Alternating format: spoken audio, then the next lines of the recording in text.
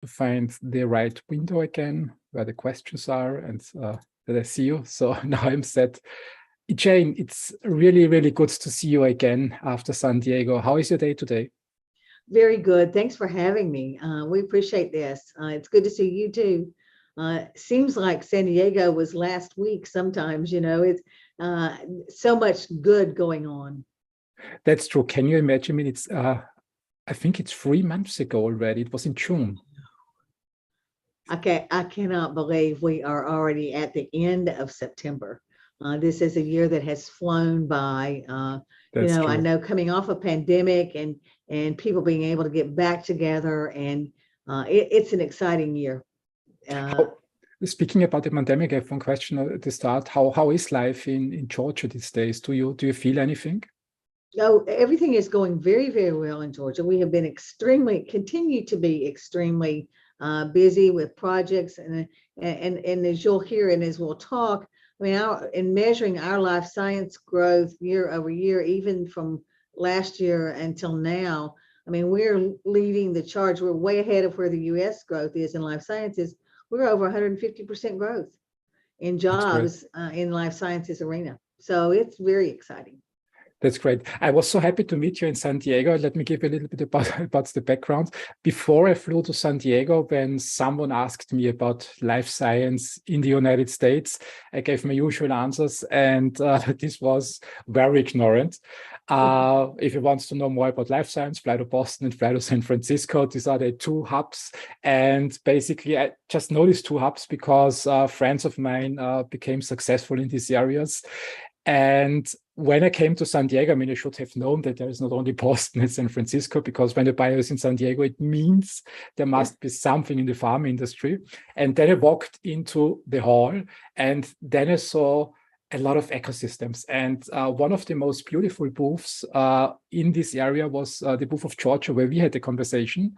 And I'm so happy that you explained to me that there's much more going on in the United States in life science, that I thought, let's bring the news to my audience. Maybe there are also other people like me who didn't know much about it. And let's educate them a little bit on Georgia. And let me ask you the first question to frame the episode. Can you tell the audience a bit of your background? Where are you coming from? I sure am. I am the director of life sciences for the state of Georgia Economic Development Group. I have been doing economic development for decades, and I won't say how many, but I've had the pleasure of working for the state of Georgia since 2009, and then specifically leading their life sciences charge since 2007, 16, 17, that time frame. Georgia is the hub of the Southeast. We are a home to Delta, home to UPS, home to a lot of Fortune 100s that you would know, and we'll talk a little bit more about that later. But we draw from all of the Southeast. We are logistically positioned where we sit in Georgia. I mean, you're 2 days drive or a 2-hour flight from 80% of the U.S. population. So we are in a real good position. Plus, we're quite innovative. We continue to be a great state to live, work, and play. That's great to hear. It's 2 hours to almost to 80% of the United States. That's amazing. A 2-hour flight to 80% of the population in the U.S. So it looks that's one of the reasons we've been successful in a lot of things, logistics wise. And we are served in downtown Atlanta by 3 major interstates that come together there. Of course, our ports is the fastest growing port in the U.S. right now, continues to grow out of Savannah. A lot of money and effort been put into that. But then we have the Hartsfield-Jackson International Airport, which is the most traveled and the most efficient airport, continually year over year awarded. So great partners.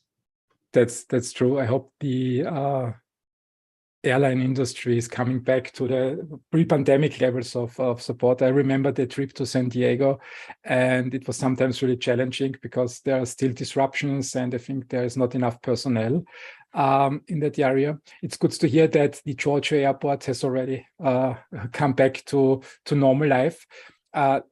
I would really love to fly to Georgia. Let's start talking a little bit about the tourist side of Georgia. What would you recommend me Oh my to? goodness, now this is fun. So we have a little bit of everything, Mm, from the mountains to the beach. We have, vineyards. I have a canyon really, that we go. vineyards? Pardon? You have vineyards in Georgia? Yes, we That's do in North great. Georgia. That's great. That's great. And then we have a small town called Helen, which is where the Oktoberfest and its heavy German influence is going on right now. So it's very exciting, some of those things going on. But we also have the beaches, and we have history that is all around. So we have museums right now going on in some of our areas is not only the Van Gogh, but a new innovative thing that is coming along where you can interact, and it's based on the Harry Potter series. So it's kind of a fun interaction. The Georgia Aquarium is a beautiful thing to see. Mm, But like I said, you can go to the mountains, you can go to the beach, you can go to a canyon. There are hiking trails. There are a huge amount of state parks that we maintain as a state. And you can visit those parks, you can stay in those parks. It's a beautiful thing to see. And we've seen a lot of increase, especially during pandemic, and everybody wasn't traveling as much, but our state parks saw increased usage from more our Georgia citizens, that people just had not gotten out and done that. So a lot of hiking trails too. that's great. You were speaking about Harry Potter. I was while I was doing the research for this episode, I also thought the film industry is only in Hollywood in the United States. So it's I think the thing that everybody knows outside the United States. And then, but correct me if I'm wrong, then I read that the second biggest, or even similar size, is Georgia, that there's a lot of film industry going on in Georgia. Is that true? Actually, last year, the only place that beat Georgia for film was the country of Canada. Canada. We even came in ahead in films made ahead of Hollywood and money spent. Really? Georgia, and it is a huge and growing, the film industry here. Part of that is because we are so diverse, not only in our population, and they can get people to act in those movies, but also we are, they can get backdrops of basically anything. So you can get the ocean, you can get the mountains, you can get a farm, you can get a vineyard, you can get antebellum and old home, beautiful homes, you can get old schools, you can get old churches, you can get a little bit of everything for them to be able to use here. Plus our production facilities have been growing exponentially. So we actually have a number of production facilities, just have added a fourth large one this year. And if you'll listen close in the next few weeks, you'll be hearing another announcement coming out relative to some production of film in the state of Georgia. And it's a partnership that's a beautiful one. We offer some incentives, but it's creating jobs for Georgians that, that has been the big plus for a lot of folks. Everything from building the sets to acting in the careers, but to learning the film industry too. And we've got a film school with our local colleges where we're training, and now we've started a writing school. So it's pretty exciting. Is there a special spot in Georgia for filming for tourists, so that sets, for example, that tourists can go to see the famous movie sets? There are several, and there are several companies who will actually tour you across the entire state. And then where Walking Dead was a big one series that filmed here. This was in Georgia. Pardon? The Walking Dead was in Georgia. Yes. Oh. As a matter of fact, within a few miles of where I lived was where the main set was for all of this. But if you go to that community, you can walk around and get a tour of a lot of where the things were filmed, but you can do it on your own, or you can do it as a guided tour, and you go into the houses and you can see everything that's done. It's pretty exciting. Yeah. And it's not just for that one, it's for a number of others. I can come up with a lot of stupid questions. What did you do with the zombies when they were not filming? So that's been an interesting thing around it. And I'll tell you an anecdotal story. So in that town where it was filmed, there is an organization that is actually a pretty good sized manufacturing organization. And they were recruiting someone to run that facility from out of state to come in. And so that little tiny town was normal, during most of the time. He came in and looked around. He knew he was getting an offer, so he brought his wife back about a week later. Well, they went and checked into the hotel. She kept the car. He went to the place, and she was going to come by. When she came through the town, they had turned it into the zombie village. So it looked horrible. I mean, you can see the ghost buildings, everything torn down. She turned around and went back to the hotel, and she was reaching out to him going, "We're not moving here. What in the world have you brought me into?" And she couldn't get a hold of him. The person at the hotel said, "Look, they're filming. It doesn't look like that all the time over there." But he almost did not stay because of that setup. But I mean, those folks that have been a part of that and that production of zombies, and a lot of those the major actors, continue to be and live in Georgia and are doing other projects here now too. So that's great. I mean, I didn't know that the series was shot in Georgia. The countryside was really beautiful in the series. I really loved it. I always thought, where is it? Well, it's actually Atlanta is our capital and our major hub, and it's less than 30-45 minute drive where a majority of that was filmed. And it's just outside of Georgia. And the small town is called Sonoya, where most of it was filmed. Okay. So, but Vampire Diaries was also filmed in another community that is about 30 minutes to the east, in a town called Covington. And so, there's an awful lot, a new production facility that's gone in there. So an awful lot's going on there too. Right. So you have the zombies and the vampires in Georgia. So, but I mean, there are a lot of other movies and such that have been filmed in Georgia and continue to be filmed, as well as TV production facilities and all. Tyler Perry has a huge studio here. A lot of his movies are made here and have been made here. He was one of the early folks in film in Georgia. That's great. That's great. Let's move a little bit away from the movie industry. Sports. I mean, when I flew to San Diego for the very first time in my life, I watched a baseball game, and I never understood why there's such a hype in the United States when it comes to baseball. On television, it looks quite boring. So, but when I was in the stadium, it was very exciting. It was amazing, and it was. Next time when I fly to the United States, I'm definitely watching another baseball game. I really loved that sport after the first time that I saw it in real life. What sports are famous, or what is Georgia famous for in sports? Well, our Atlanta Braves were the champions last year, and have just, as of last night, made it into the postseason playoffs again this year. So the Atlanta Braves is kind of the Southeast baseball team. It's one of the first baseball teams that existed in the Southeast, and has a following from all the surrounding states that feed into the Atlanta area.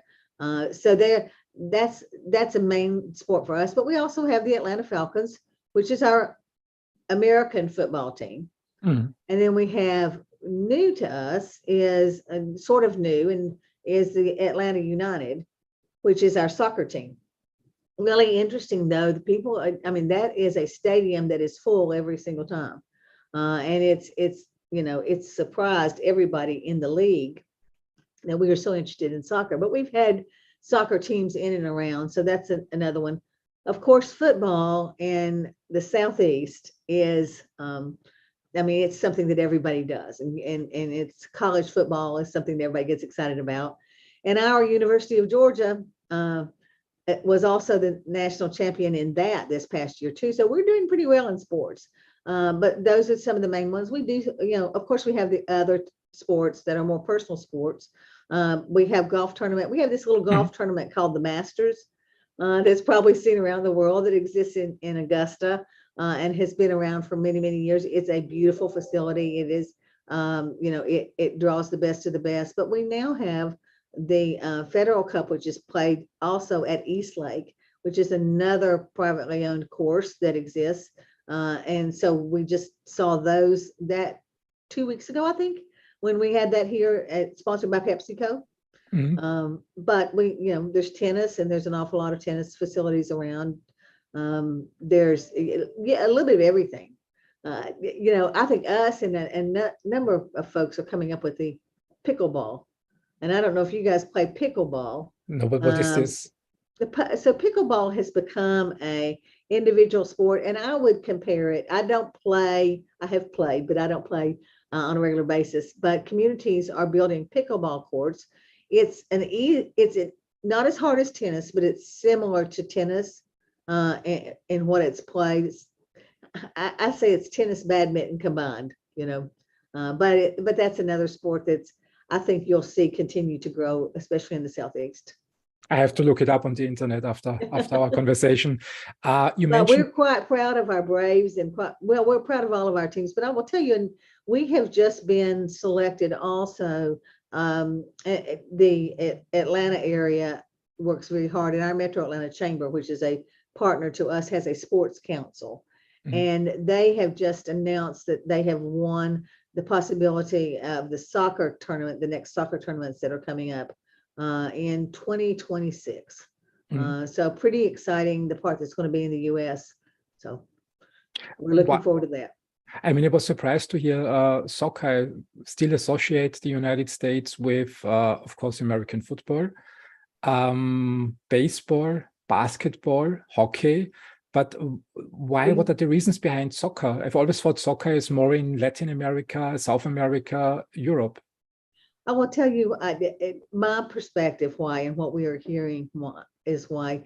So growing up, we did not play soccer in school. That was not one of the sports that we played, but my children did and grew up playing soccer and loving soccer. And so that whole generation that has now come up on soccer is at an age where they're interested in seeing soccer played, and continues to grow. And there are leagues that we have around town, several adult leagues that play, but all those have gotten together and were interested. And so our folks that are interested in sports reached out, worked on it, brought together a team, and are funding it. Then I'm pretty sure that one of the next world champions will be the United States. Given the entrepreneurship spirit in the United States, I believe you will just rock the game.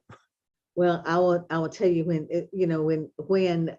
we looked at that franchise, and I say the leadership in Atlanta looked at that franchise, and they actually were looking at, they didn't think that we would be able to do it with soccer. And the first event filled the stadium to overflowing. Really? And they said, how do you do this? And it's simply the interest in seeing it played and enjoying soccer, That's just really great to hear. That's great to hear. So we have another commonality then between Europe and the United States. It's soccer. We do. Let's. I was mentioning entrepreneurship, and you mentioned before sponsorship of PepsiCo, and the question that popped up in my mind back a few minutes ago: what leading industries are in Georgia? Well, several that you would know. Coca-Cola. Oh, really? Grew up out of Georgia. The chemical process was founded here. Coca-Cola is headquartered just down the road from where my office is here now. So they're huge. As you can imagine, Delta Airlines is also headquartered here. They started as a crop dusting facility at one point, and then they got into delivering mail and those kind of things. So they have grown, and of course, they're a huge airline that is out of here. You will, other industry you'll see is NCR. I don't know if you're familiar with NCR, but they make most of the cash registers and such that are in stores, any of those kind of things at that point of pay. They are a large company, and they have a huge presence and headquarters in the state of Georgia. We have a large presence with Facebook. In Georgia, and they actually have located and have over 1 million square feet in the state of Georgia, and continuing to grow. Pretty exciting. They saw what was happening in the Southeast, knew they needed a presence, And their excitement in working with them is they have gotten to a point where they are already sustainable, using sustainable energy 100%. So they worked with partnerships and entrepreneurs in the state of Georgia to develop their own solar fields to supply energy to their facilities. Wow, that's amazing. That's amazing. Well, and that's what you're going to hear about Georgia too. I mean, and you'll hear it throughout. It's a collaboration between public, private, the entrepreneurial spirit, and our government is easy to work with. I mean, we continually get a number one for the easiest state to do business with. Our cost of business is doing low. We want people to succeed, and we want to be your partner and get out of your way. We want to help you get there in any way we can, but we want to stay out of the way. Let's not talk about bureaucracy. I'm in Europe. So I'll mention another one that you may have heard too is a company called Boehringer Ingelheim.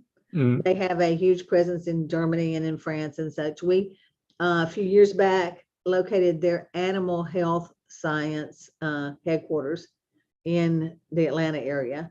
But they also have facilities that are north of Atlanta in 2 or 3 different communities. But they continue, they're the gift that keeps on giving. They continue to grow. They have just had another couple of announcements that have come out of there that they're going to grow more. They are a great partner with our universities, but they also are a great partner in our biosciences community, if you will. I won't call it an ecosystem, it's a community because we all work together. So they volunteer and work with us on several boards, and they also do a great mentoring program with students. So there's another commonality then between Vienna, the city that I live, and Georgia. You mentioned Boehringer. Boehringer is also one of the cornerstones of the life science industry here in Vienna. Yes. You have a relatively new building they built in Vienna. Oh, they're investing heavily in this area. This is really great. And it's good to hear that there's also a lot going on in Georgia and that Boehringer is very active in Georgia as well. They're a fantastic company and they're a pleasure to work with. And they're huge around the world, and we're pleased to have them as a piece of our yes, group. Especially the leadership. The employees are very kind. It's always a pleasure talking to them. So it's really, really fun doing business together. So I have had the pleasure of working with them for about the last 5 or 6 years, and it has been fantastic. Every encounter and they participated with us on some things and that we could not have accomplished otherwise. So we appreciate that. So Boehringer is a good hook point to lead the conversation now to life science. It was really, thank you very much for this excellent overview about what's going on in Georgia. I'm going to give you a couple more names just to name drop a little bit more. So HomeDepot, that may mean something to folks. Yeah. So they are headquartered here, grown out of here. There is an insurance company called Aflac. I don't know how big they are in Europe, but there's a duck that represents them. So you probably have seen a lot of that. And then finally, I would be remiss, and it is a life sciences working with us company too, is UPS. And UPS is one of, they handle an awful lot and they have their own life sciences division, but they are headquartered and are a strong partner here too. Yeah, UPS, I think, wasn't this in this series, UPS, King of Queens? This was an 80s series, I think it wasn't he a UPS driver? Yes. I didn't know that UPS is in Georgia headquartered. It is Georgia headquarters, Georgia grown. We're very proud of the work that they do and that they continue to do and partner with us in a number of different, there are so many needs that are related to life sciences and global health around the world, and with large partners, and we'll talk some more about it, but like the Delta and like UPS, we're able to help people around the globe, get product that they need immediately. Absolutely. I learned during the pandemic with the lockdowns, I learned how important companies like UPS are to deliver the goods to the doorstep. I think without them, I think it would have been really a difficult time. Yeah, I think so too. The logistics are very important. And also, I think UPS is doing a lot with the pharma industry. So they're also organizing a lot of transportations, special transportations for pharma. They are.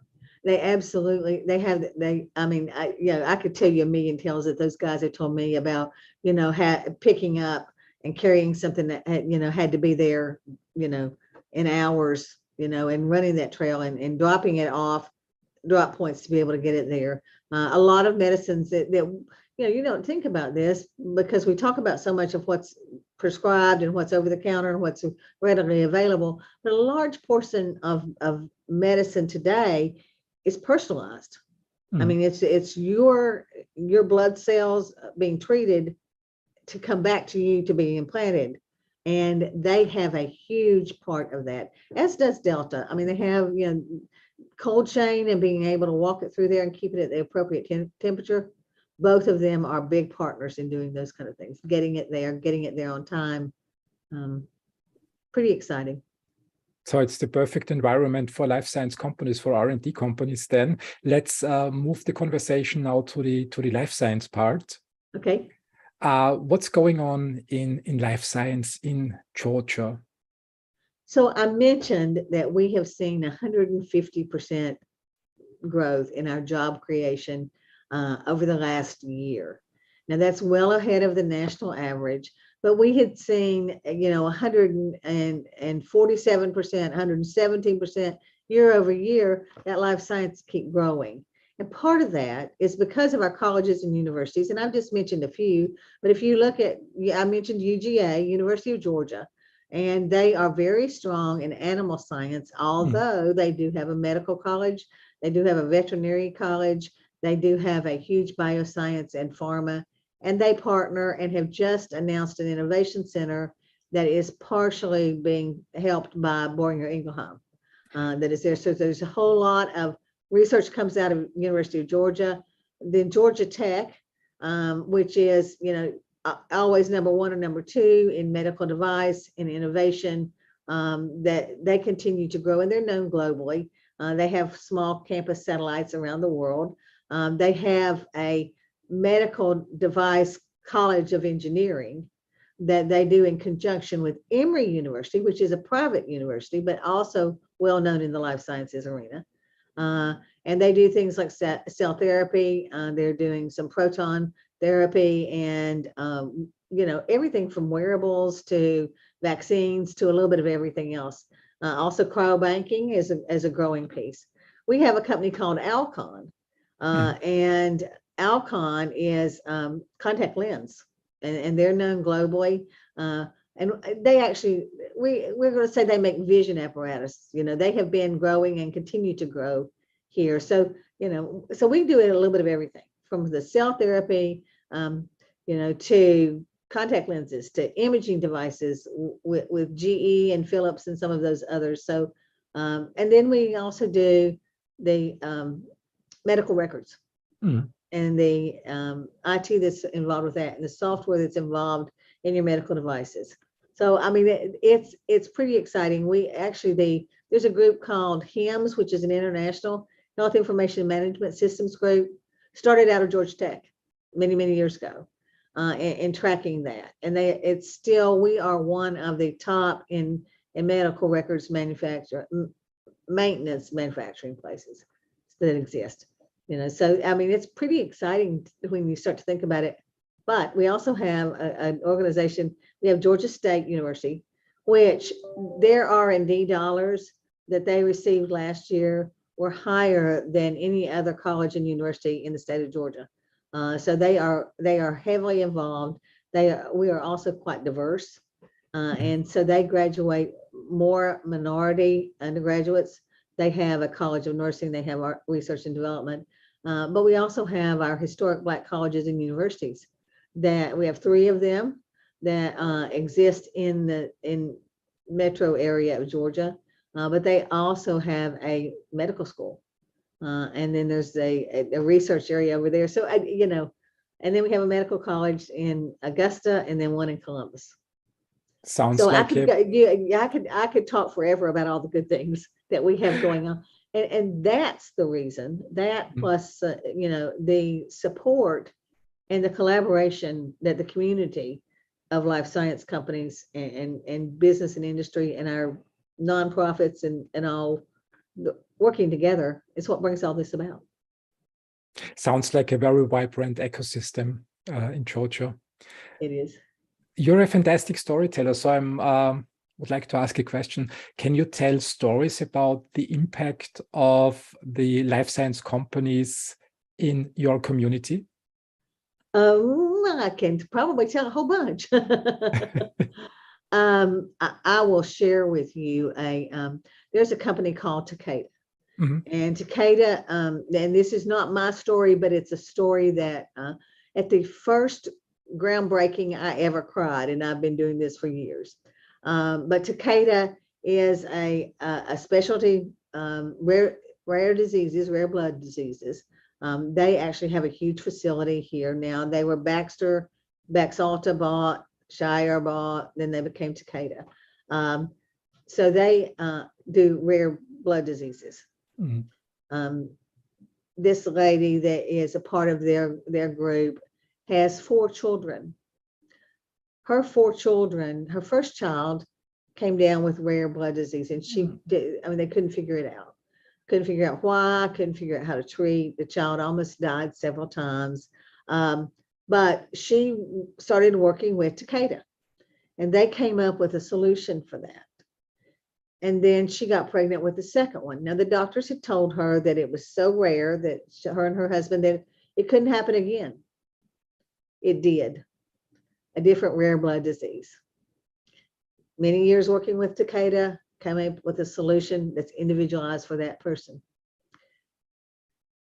They had 2 more. Both had a rare blood disease. Completely different rare blood disease. But that's what Takeda does. They come up with that solution. And Takeda has not only the manufacturing facility here, but they have collection facilities that are around the state that collect blood and plasma, that they have worked through this process and be able to. And part of the reason they're here is, one, they serve the Southeast. You know, that product has to be delivered quickly. It's heavily specialized. And it's life or death for those patients that they are treating. Now, having said all that, Takeda is a great partner to work with too. And they also are working in the schools, and they're helping in the schools, and they have done a number of different things during this pandemic to make sure it was easy for their employees to go to work, but it was also easy for that community where they are, for the other, people that live there to be able to continue to function.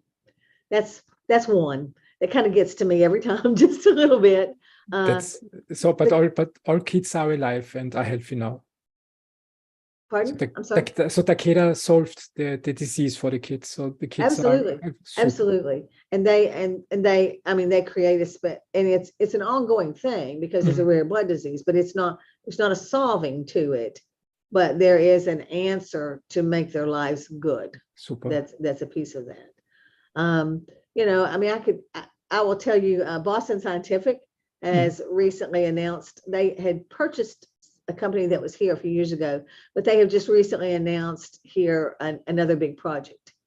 So I mentioned to you that I had a little event earlier, since we had seen each other, that I had to spend some time in the hospital. And so they sent me home with a Boston Scientific piece of equipment to be able to do the monitoring and those kind of things. And it was really kind of interesting because we were working on the project at the time with them. But I had a conversation at the hospital with someone about Boston Scientific and the piece of apparatus that they had and had been able to use, and how it had saved the lives of so many patients that are a piece of that. I'll tell you another one that I know. I don't have so many for myself, but we talked about the UPS and the Deltas and getting, life-saving things around. Do you remember back a few years ago when we had the Ebola breakout? Yeah.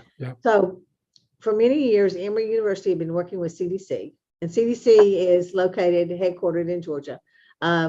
They had been working with AMRI on something in case those communicable diseases got to their employees.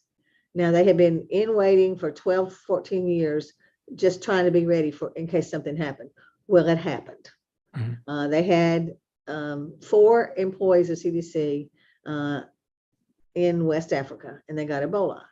So now this is Georgia for you. Okay, so Emory's ready with that piece. There is a aerospace company called Gulfstream, and they produce a lot of planes for folks who that travel around the world. They're usually individual planes, but they are, it may be for an organization, it may be for a Saudi prince, it may be something like that.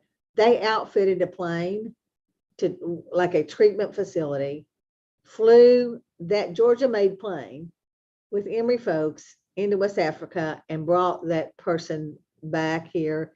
And as was all over the news, that person was treated for Ebola and cured here in Georgia. Super. That's pretty exciting to me.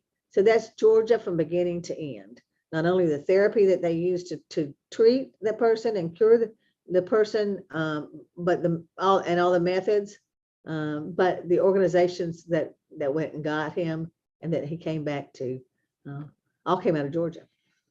It's really great that you mentioned these stories. I think when we talk about companies, we often tend to just see the organization. So it's a name somewhere, it's a public company, it's a name in the newspapers. But I think we often forget that there are people working in these companies that are solving real life problems. And without these organizations, a lot of solutions would not exist. So it's really great to hear the way you tell these stories. It makes the organizations much more relatable. I have the best job in the world because I get to work with these companies and these folks that know how to do this. But their mission, bar none, it's not just a job for any of these folks that are in biopharma or in the medical devices. It's patient first. Yeah. With every single one of them. And sometimes they get a bad rap. The big pharmas get a bad rap. Well, that's not true. I can tell you personally, in walking through these buildings and talking with these folks and working with this, it's patients first. Yeah, and they dedicate their whole life to that. I mean, you also know scientists in research organizations. So from the whole value chain, you have the beginning at the universities, research organizations, where people basically lock themselves up 24/7 in laboratories, working on solving problems. For example, SARS-CoV-2. I mean, Moderna, BioNTech, Pfizer did an amazing job to come up. It's unbelievable, in less than 1 year with a vaccine. Yeah. We had some companies, GeoVax is one, who were working with some of these other companies to come up with the answers. So, I mean, it's exciting to me to know the research that's going on, not only in the things that we've just talked about, but whether it be in finding a solution for sickle cell anemia, or finding one for cancer. But we've got one organization that grew out of Georgia Tech, and that they actually make skin grafts that are kind of self-healing. Johnson & Johnson has a facility here that the sutures are medicated sutures, and it's the oldest building in the Johnson & Johnson line, that they have. But they are, medicated sutures, so they're able to handle those kind of things. Those skin grafts, so imagine if you get, let's say you get diabetes, and many times there's a problem with a foot for that. Well, the skin graft that they can do and that they have created, those, and they have to heal from the inside out, and it takes a lot longer with that kind of a method versus the proprietary skin graft that this organization has come up with and is able to cure those kind of things. Helps on burns, helps on a number of different, osteoporosis, bruises, etc.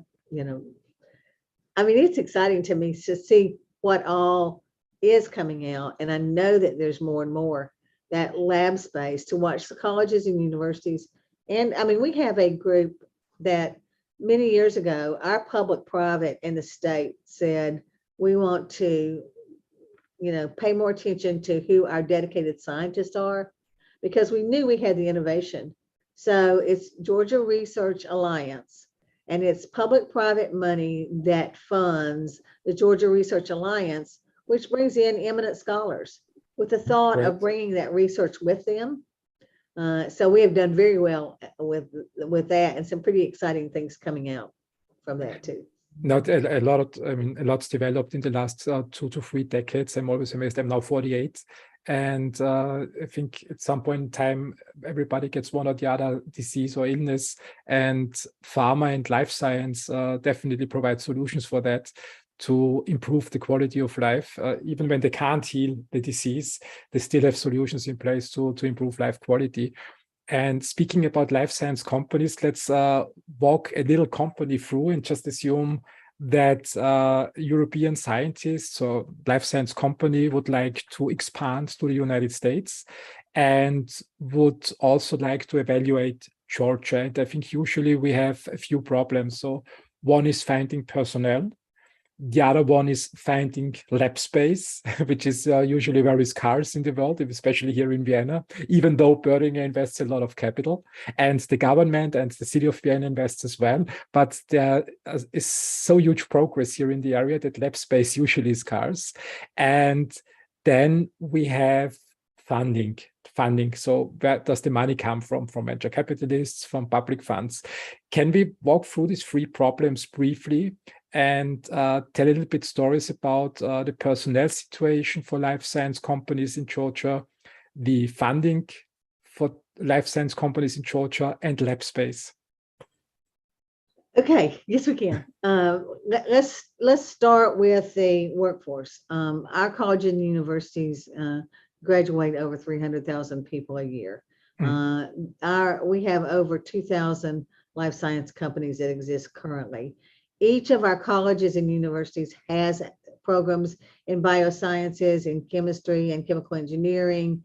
But what we have also done is our technical college system also has a life science track now. And some of those, as you know, some of those jobs don't require a 4-year degree that are in life sciences. They may require 2, and then they add on. So we have one of those in each one of our technical colleges, which there is a technical college within an hour of everybody that lives in the state of Georgia.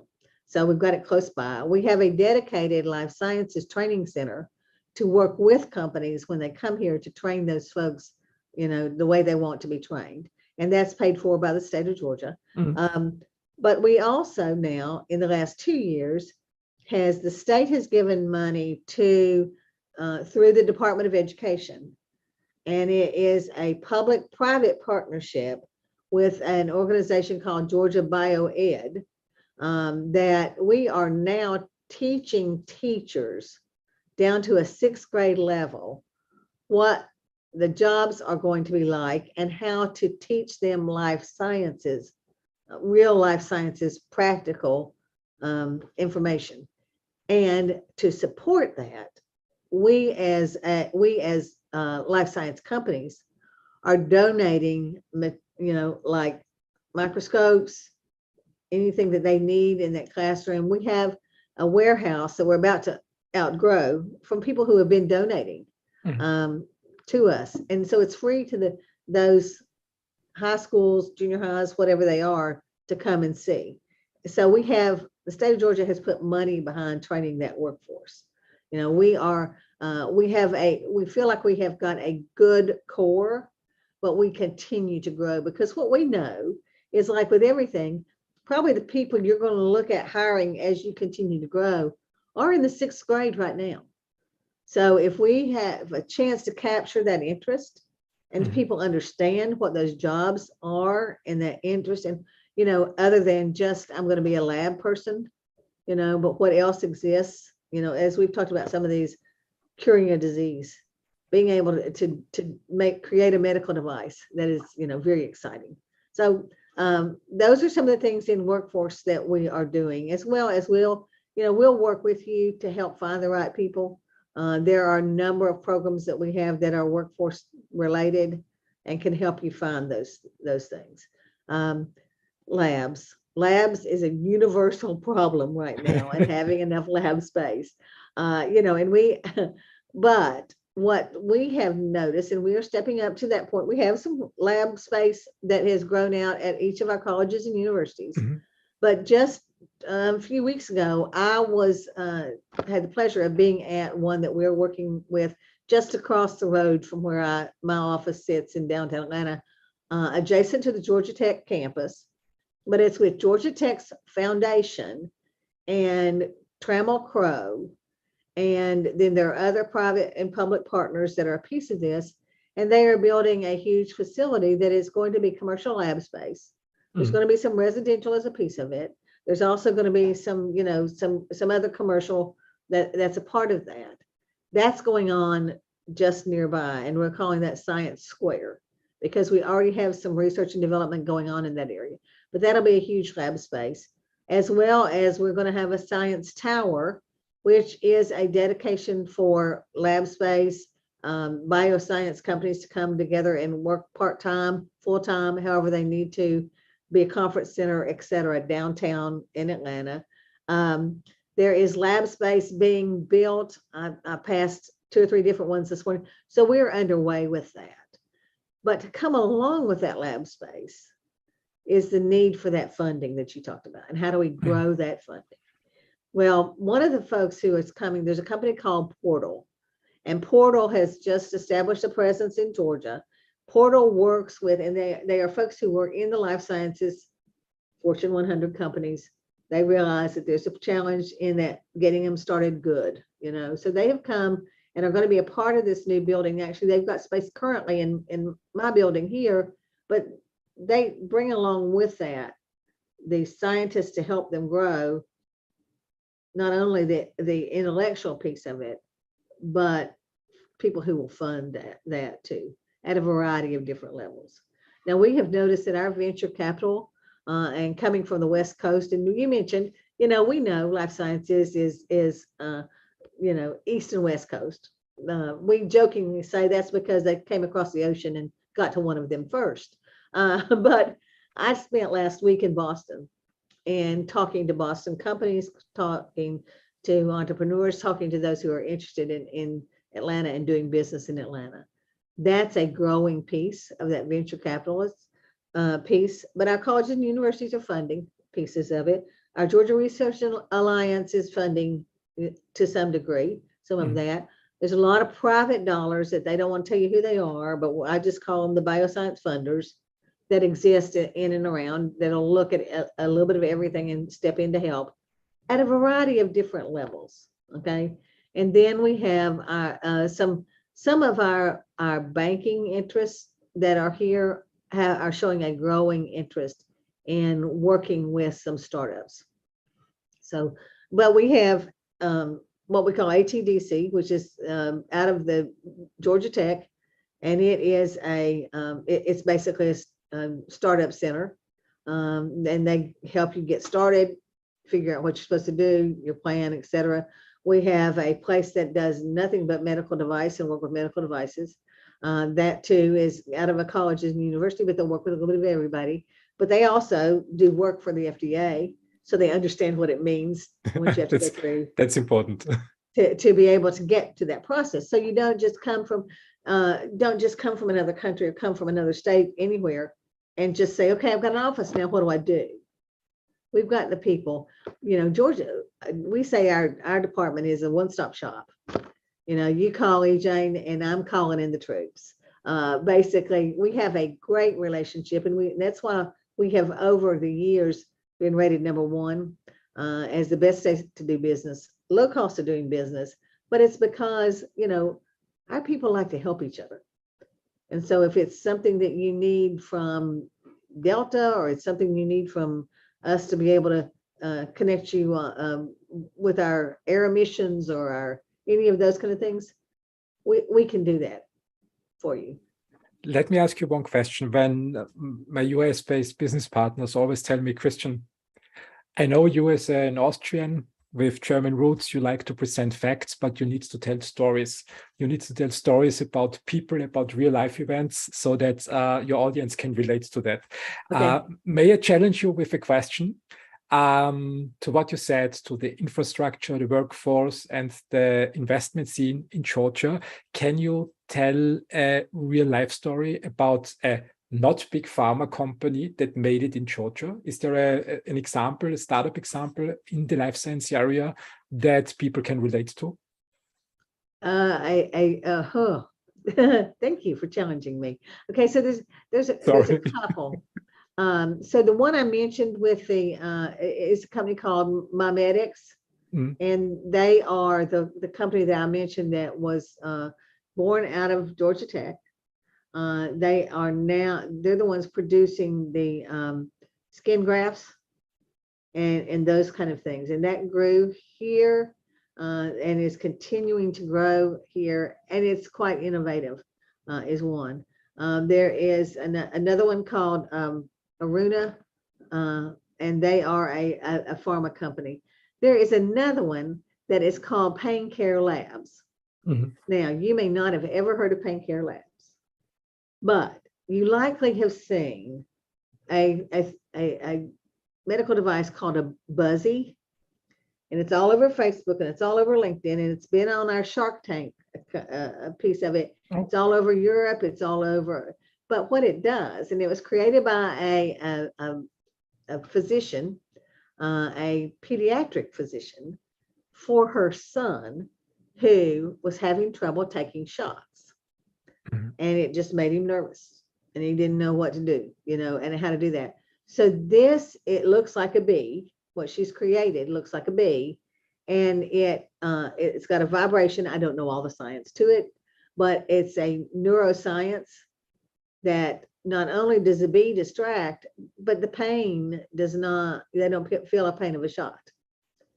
Now, that was a great piece, but now she's gone on to develop another part of that can handle arthritis, pain, and such, for your knee and for a little bit of everything else, but it's called Pain Care Labs. So they are growing exponentially as a piece of that. And then the final story I want to tell you is a story about Bill Fogarty. Now, that name may ring a bell to some folks. He used to be over CDC many years ago, but he is a Georgia, not a native, but we claim him as a native because he's been part of Georgia for so long. So he actually is being honored this week because he's worked so tirelessly for all things Georgia and innovation. But he worked on the eradication of smallpox, and he is known for the gentleman who did that. Now he is so around the globe, smallpox was a huge problem. He did the research here, he developed the product here, he initiated the treatment here. Then he worked for CDC, and then he's been back and did many years of volunteer work. As a matter of fact, MAP International. And I don't know if you've heard, that's a not-for-profit organization that is headquartered in Georgia, and he was a help starting that up, and headed up the CDC Foundation for a long time. And they get these drugs around the world to impoverished areas, and so he has been a piece of that. So that's another one. Amazing stories. Let's assume further that a European entrepreneur once thinks about opening a subsidiary in the United States, and on his short list or her short list are Boston. In Boston, it's close to Europe. Then San Francisco, surfing in California, and he's also thinking about Georgia, since he learned that there is a great film industry, that you have zombies and vampires, and a rich background in life science and pharma. Can you make a case why Georgia? What is, except the other parts, what are the reasons that you would recommend to this person to come to Georgia? We talked about this a minute ago. Not only logistics, that they can get around the globe, and we fly to 139 countries every single day out of the airport here, so you can get back home if you need to go back home. soon, but you also cover 80% of the U.S. population, either a 2-day truck drive or a 2-hour flight. So your product can get anywhere easily. We are a very low cost of doing business state. You know, it's easy to do business with us. It's a lower cost of living, lower taxes. There are job tax credits and there are incentives to bring a company here to work with us.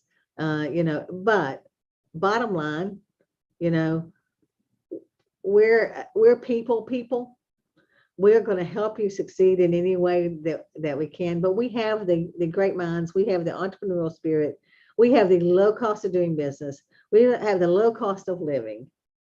And then, as many of our CEOs will tell you, you know, you pull a meeting together, a CEO from you know, we may have a Mercedes CEO and a CEO from Delta and a CEO from UPS, and they're all sitting around the table talking. They know each other. It's not we just pulled them together for this particular meeting. They know about each other's kids. They know, and they're taking in as a part of that family, whether it be in the life sciences or it be anything else. And our goal long term is for you to succeed, and we're going to help you succeed. And that's, you know, and good education system, good logistics, you know, low cost of doing business. And, you know, and if the programs are not there on a college and university level for your particular area, then we're going to work with you to get them there. Yeah, I think I will move to Georgia. So let's back up. We can help you find a place. We can help you work with the community. We can help you work to get it, you know, your product approved, all of those kind of things. This would be my next question. What assistance does the Georgia Department of Economic Development offer to companies when they decide to move to Georgia? We can help you find a site location that'll work for you. You know, and as I just got out the previous conversation we just had, we're working with a project now, you know, and we are looking at sites all over the state of Georgia. There are 159 counties in the state of Georgia, and all of them want you to come. So we work with those communities. You know, there are sites that are different levels of ready. Most of those communities are going to come and welcome you with open arms. There may be some tax abatements. There may be some job tax credits. There may be some training dollars that we're going to go. Each project is looked at. What's the need? What do you need to be able to succeed? And then let us work with you to figure out what that looks like. And then we'll help you get there. So each one is treated individually, and know, you know, a job is a job is a job. So it is, you know, I don't care if it's 5 jobs or it's 500 jobs or 5,000 jobs. We're going to treat you all the same, you know, with what you need. How do we help you? Our legislators have been for decades behind business being successful and the ability to be successful. And we have a AAA bond rating, you know, and we're one of very few states who have that and have had it for decades. And what that means is we're fiscally responsible, you know, but we lowered taxes 2 years ago and have the right to lower them some more with the legislature, you know, get it if that gets voted in. But we are keeping business costs low. You know, we want you. Come grow with us. EJane, I love this conversation, and I have one question left, but let me ask you one question before. Is there anything that you would like talking about in this episode at the end that I forgot asking you? Oh, I don't think so. I mean, I could talk and brag about all of our companies and our people all day long, and this has been fun. I enjoy doing this. I am a Georgian by choice. I was not born and raised here. They're going to have to kick me out to get me to leave because of the relationships that exist and the caring and the giving that the state has. I have raised my children here. I have grandbabies that are now coming along here. And so it's very exciting. And if anyone tells you that they know all about life sciences in the state of Georgia, here's one thing you know. They've lied to you because something's happening right now that we don't know about yet. And it's exciting. That's true. That's true. So let me ask you then my last question. Let's assume that after listening to this episode, a European investor or a startup or an executive from a big pharma company wants to explore the possibilities in Georgia further, what is the best starting point that you recommend? Whom should they call first? Okay, we have a website. It's www.georgia, Georgia is spelled out, .org, and then do a /life sciences. That'll bring you straight to our life sciences page, and you'll see a picture of me at the bottom. And so just you can connect there. There's a direct phone number. Don't hesitate to call anytime, or reach out to us in that way. I'm anxious to work with anybody. I know that in all honesty, life sciences companies are going to continue to get more personal. It's going to be more personalized medicine as we grow and as the globe ages itself. The impact that it can make is phenomenal, and I'm grateful to be a small piece of it. Fantastic closing words. EJane, I love this conversation. I enjoyed talking with you and listening to your stories. Thank you very much for your time, and have a great day. Thanks. You have a great day as well. Super. See you soon. Bye-bye.